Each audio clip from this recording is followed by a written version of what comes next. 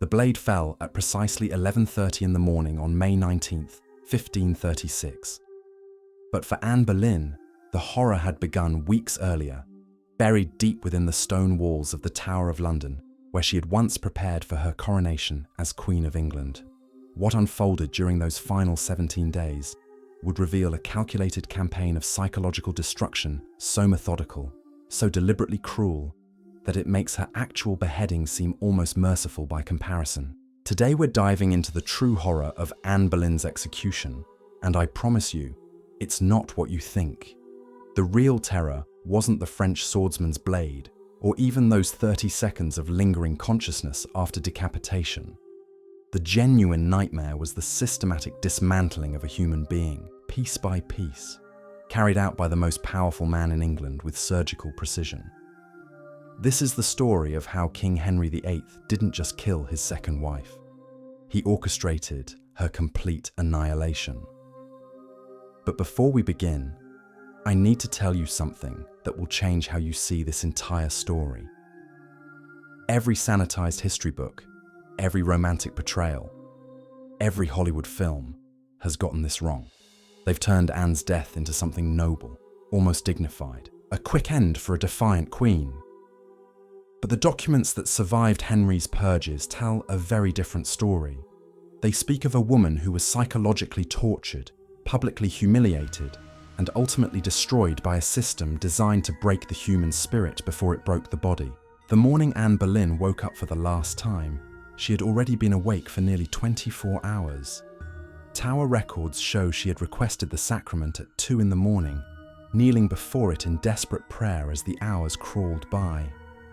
This wasn't the peaceful final night of a resigned martyr. This was a woman whose mind was fracturing under the weight of calculated psychological warfare. You see, Henry hadn't just ordered her execution, he had orchestrated something far more sinister. A theatrical production designed to transform England's former queen into a cautionary tale so terrifying that no woman would ever again dare to rise too high, challenge too much, or forget her place in his carefully ordered world. The horror began long before that May morning. It started when Henry realized that Anne Boleyn had become something he couldn't control. She wasn't just his wife anymore. She was an intelligent, politically savvy woman who had opinions, who influenced policy, who dared to argue with the King of England. And in Tudor society, that made her more dangerous than any foreign army. So Henry did what powerful men have always done when faced with a woman they can't dominate. He destroyed her reputation first. The charges brought against Anne were so outrageous, so obviously fabricated, that they wouldn't survive 5 minutes in any modern courtroom. Adultery with multiple men, including her own brother. Plotting to poison the king. Practicing witchcraft. These weren't just accusations. They were character assassination elevated to an art form. But here's what makes this truly chilling. Henry didn't just want Anne dead. He wanted her erased. Every portrait was to be destroyed. Her royal symbols were chiseled from palace walls. Courtiers learned that even speaking her name could invite royal displeasure. This wasn't just an execution. It was an attempt to commit historical murder, to kill not just a person, but the very memory of that person's existence. The psychological torture began the moment Anne was arrested and brought to the Tower. She was placed in the same rooms where she had prepared for her coronation just 3 years earlier. Imagine the deliberate cruelty of that choice. Every stone, every window, every corridor held memories of her triumph. Now those same spaces became her prison, a constant reminder of how far she had fallen. Henry employed tactics that modern psychologists would recognize as textbook psychological warfare. Sleep deprivation, isolation from supporters, constant uncertainty about when death would come. The execution date was changed multiple times, not out of mercy or legal necessity, but as a calculated method of breaking down Anne's mental defenses. Each postponement was another twist of the knife, another day of wondering if today would be her last. The king even went so far as to import a specialist from France.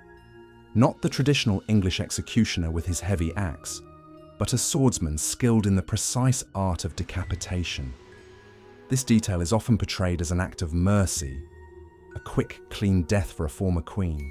But look deeper, and you'll see the theatrical nature of this choice. Henry was staging a performance, and every element had to be perfect for maximum impact. The French swordsman represented something more sinister than mercy. He was a professional, paid handsomely for his expertise in ending lives with surgical precision. This wasn't about reducing Anne's suffering. It was about ensuring the spectacle would unfold without the messy complications of a botched execution. The blade had to fall cleanly, dramatically, definitively. During those 17 days of imprisonment, Anne displayed what witnesses described as almost supernatural composure. She laughed with her companions, made jokes about her situation, even quipped about having a small neck that would make the executioner's job easier. Modern psychology recognizes this behavior as dissociation, a defense mechanism triggered by extreme trauma. Her mind was protecting itself by disconnecting from the reality of her situation. But beneath that forced cheerfulness lay a woman who understood exactly what was happening to her. She knew she was being destroyed, not just physically, but historically. Her daughter Elizabeth, not yet 3 years old, had already been declared illegitimate. The child who would become England's greatest queen was effectively orphaned, abandoned by a father who publicly rejected her legitimacy. The night before her execution, Anne's attendants later reported hearing her speaking to people who weren't there, having conversations with invisible companions.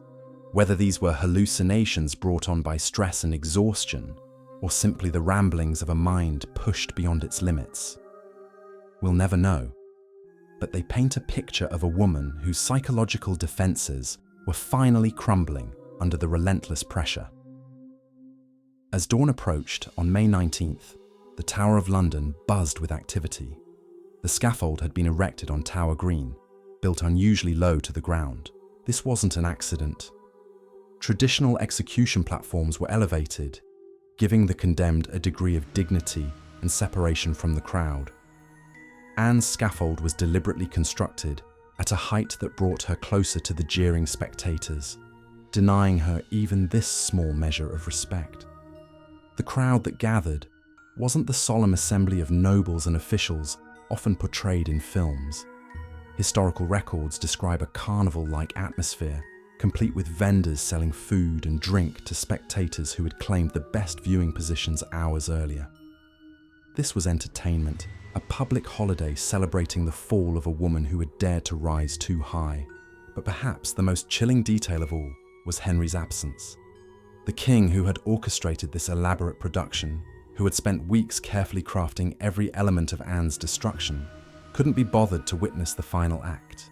Instead, he remained at Whitehall Palace, already celebrating his engagement to Jane Seymour. Anne's death was simply an inconvenient obstacle to his next marriage, a political problem that needed to be solved before he could move on with his life. This absence speaks volumes about the true nature of Anne's execution. She wasn't being killed by a jealous husband or an angry lover. She was being eliminated by a cold, calculating politician who had already moved on emotionally before the blade even fell. Her death wasn't personal. It was administrative. When Anne was finally summoned from her chambers, she had to walk the same corridor she had once traversed as queen. But now, instead of courtiers bowing in respect, guards flanked her path to prevent any attempt at escape. The psychological impact of this journey cannot be overstated. Every step took her past reminders of her former glory. Each footfall echoing through halls where she had once held court, made decisions that shaped England's future, and commanded the respect of nobles who now watched her final walk with calculated indifference. The Tower Green, where her scaffold waited, had witnessed countless executions before, but Anne's death would be different. The authorities had taken unprecedented security measures, doubling the garrison and posting additional guards throughout the fortress. These weren't precautions against escape, but against any last-minute intervention by sympathizers. The message was clear. no one would be permitted to disrupt this carefully choreographed finale. What makes Anne's final speech particularly haunting is not what she said, but what she couldn't say.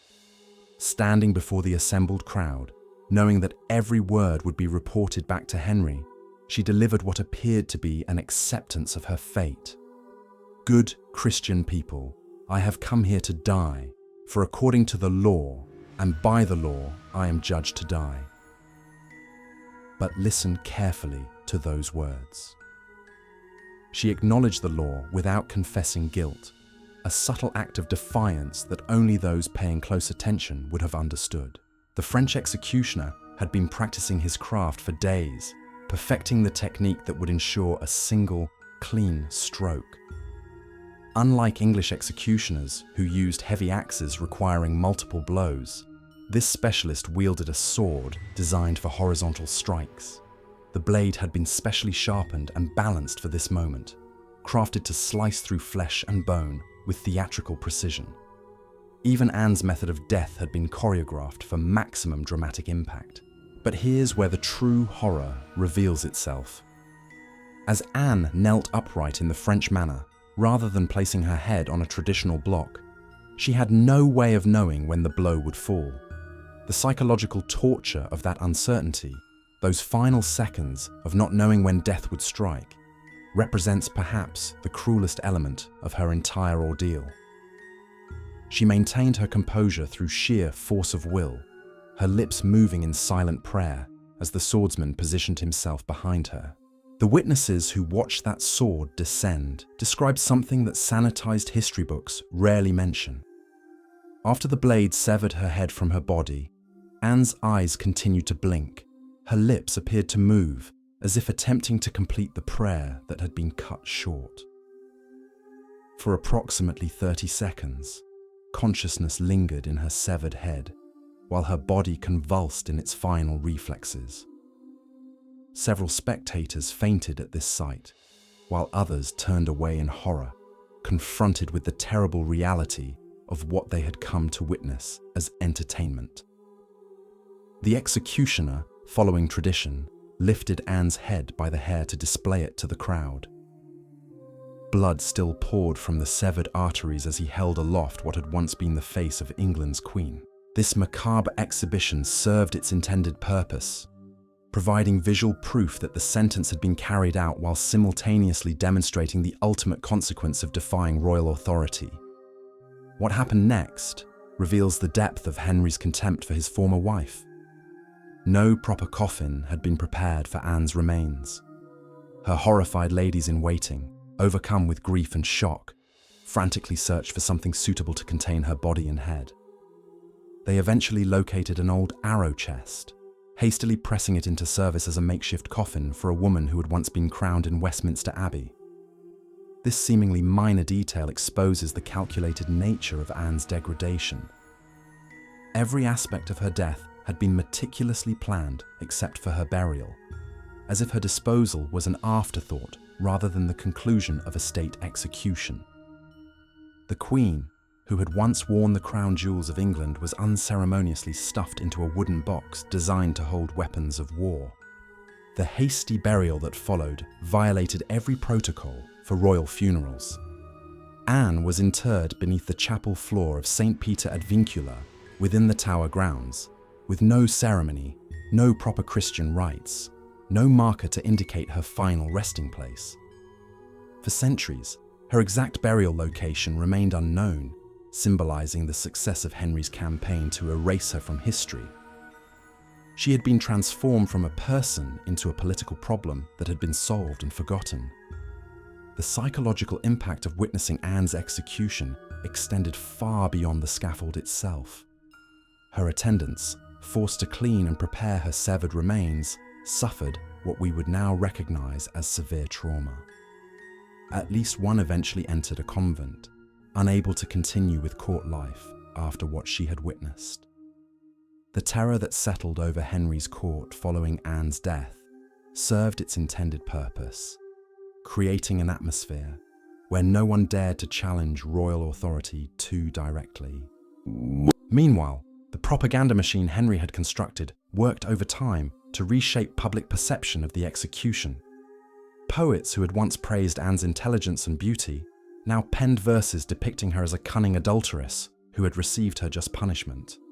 Official records emphasized the king's mercy in providing a skilled executioner rather than subjecting her to the traditional axe, reframing Henry's theatrical choices as acts of compassion rather than calculated cruelty. The speed with which normal life resumed after Anne's death demonstrates the administrative nature of her elimination. Henry formally announced his engagement to Jane Seymour the day after Anne's execution and married his third wife within 11 days. For the king, Anne's death represented nothing more than the removal of an obstacle to his dynastic ambitions. The woman who had once captivated him completely had been reduced to a bureaucratic inconvenience that required efficient resolution. But perhaps the most chilling aspect of Anne's execution was its effectiveness as a deterrent. The message had been received throughout Henry's court and beyond. This is what happens to women who rise too high, who challenge royal authority too directly, who forget their place in the carefully ordered hierarchy of Tudor society. The psychological warfare that destroyed Anne served as a warning to every ambitious woman in England. The techniques employed against Anne, the systematic destruction of her reputation, the psychological torture of uncertainty, the public humiliation, the attempts to erase her very existence. These methods would be recognizable to any student of modern totalitarian regimes. Henry VIII had pioneered a form of state-sponsored character assassination that would be refined and repeated throughout history whenever absolute power felt threatened by inconvenient truths or inconvenient people. The aftermath of Anne's execution revealed the true scope of Henry's vindictive campaign. Within hours of her death, teams of workers descended upon royal palaces across England, systematically removing every trace of her existence. Craftsmen chiseled her initials from stone carvings, painters whitewashed over murals that featured her image, and seamstresses unpicked her monogram from tapestries and banners. This wasn't mere housekeeping. It was historical vandalism on a scale that would make Stalin's propagandists envious. The records that survived this purge paint a picture of institutional terror that extended far beyond Anne herself. Her servants, her supporters, even those who had simply shown her kindness during her final days, found themselves under scrutiny. The message was unmistakable. Association with Anne Boleyn, even in death, could prove fatal to your career, your reputation, or your life. Thomas Wyatt, the poet who had once courted Anne before her marriage to Henry, was forced to watch her execution from his own prison cell in the Tower. His later writings speak of seeing innocence destroyed by power's cruel design. But even these veiled references to Anne's fate required careful coding to avoid royal displeasure. The trauma of witnessing her death haunted him for the remainder of his life, manifesting in poems that spoke of the little throat adorned with jewels bright, now silenced by the sword's decisive bite. The international reaction to Anne's execution exposed the calculated brutality of Henry's actions to a European audience that watched with growing alarm. The Holy Roman Emperor Charles V, Catherine of Aragon's nephew, wrote to his ambassadors that the English king's methods grow ever more terrible, surpassing even the cruelties of ancient tyrants. French diplomats reported back to their court that Henry had shown himself capable of horrors that would shame a barbarian prince. Yet perhaps most disturbing was the reaction of those closest to the events.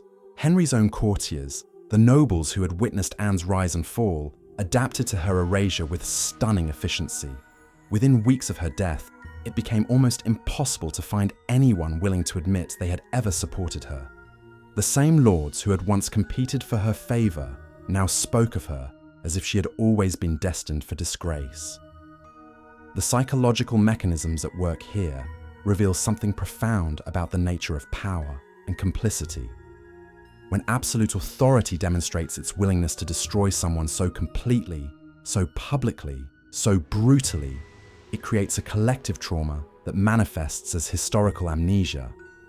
Those who witnessed Anne's destruction understood, perhaps unconsciously, that remembering her too fondly might mark them for similar treatment. The impact on Anne's daughter Elizabeth during these crucial early years cannot be overstated. The child who would grow up to become England's most celebrated monarch spent her formative years learning that her mother's very name was dangerous to speak. Court records show that Elizabeth's household was dismantled almost overnight, her governess dismissed, her allowances cut, her status reduced from princess to bastard with bureaucratic efficiency that bordered on the sadistic. The toddler Elizabeth was reportedly found by visitors wearing clothing that no longer fit, attended by servants who had received no wages for months, living in conditions that would have been considered inadequate for a minor noble's child. This deliberate neglect of an innocent 3-year-old serves as perhaps the clearest demonstration of Henry's vindictive nature. Even his own daughter wasn't safe from his campaign of vengeance against Anne's memory. The broader implications of Anne's execution rippled through English society in ways that historians are only now beginning to fully understand. Her death marked a turning point in how women were perceived and treated at the highest levels of Tudor society. The message was clear. Intelligence, political acumen, and independence in a woman weren't just unwelcome, they were potentially fatal. The 5 men executed alongside Anne, including her brother George Boleyn, had been subjected to torture to extract confessions that would support the charges against the Queen. These confessions, obtained through methods that violated every principle of justice, even by 16th century standards, were then used as evidence of Anne's guilt. The circular logic was breathtaking in its cynicism. Torture men until they confessed to adultery with the Queen, then use those confessions to justify executing the Queen for adultery. Modern analysis of the legal proceedings against Anne reveals a kangaroo court that would have impressed Joseph Stalin. The evidence was fabricated. The witnesses were either tortured or bribed. The judges were handpicked by the king, and the verdict was predetermined. Thomas Cromwell, Henry's chief minister, who orchestrated the entire prosecution, left behind papers that inadvertently document the conspiracy in remarkable detail. The speed with which the charges were developed and the trials concluded demonstrates the urgent political necessity Henry felt to be rid of Anne. From arrest to execution, the entire process took less than 3 weeks. This wasn't justice, it was administrative efficiency applied to judicial murder. Every aspect of the proceedings was designed to reach the predetermined conclusion as quickly as possible, while maintaining a veneer of legal legitimacy. The choice of charges against Anne reveals Henry's understanding of what would most effectively destroy her reputation with the English people. Adultery struck at the heart of feminine virtue in Tudor society, while the accusation of plotting against the king's life transformed her from victim to traitor. The inclusion of her brother George in the adultery charges added a layer of sexual perversion that guaranteed public revulsion and made any sympathy for Anne seem morally suspect. The testimony of Mark Smeaton, a court musician who was tortured until he confessed to adultery with Anne, provides a case study in how judicial torture could be used to create evidence where none existed. His confession, extracted through methods that left him permanently disabled, became the cornerstone of the prosecution's case. The fact that this testimony was obtained through torture was not seen as invalidating. In Tudor legal thinking, torture was simply another tool for discovering truth. The broader political context of Anne's execution reveals Henry's growing paranoia about his dynastic security. His desperate need for a male heir had driven him to break with Rome, dissolve his first marriage, and risk civil war. When Anne failed to produce the son he demanded, she transformed from solution to problem. Her execution wasn't just about removing an inconvenient wife. It was about eliminating someone who had become a living reminder of his failure to secure the Tudor succession. The horror of Anne Boleyn's execution wasn't the blade that severed her head, or even those 30 seconds of lingering consciousness. It was the revelation that absolute power can rewrite reality itself, transforming truth into fiction and erasing inconvenient people from existence. Anne's true tragedy lies not in her death, but in how completely Henry succeeded in his campaign of historical murder. The techniques he pioneered, the systematic destruction of reputation and memory, echo through history whenever tyrants feel threatened by those who dare to challenge their authority. Remember her story,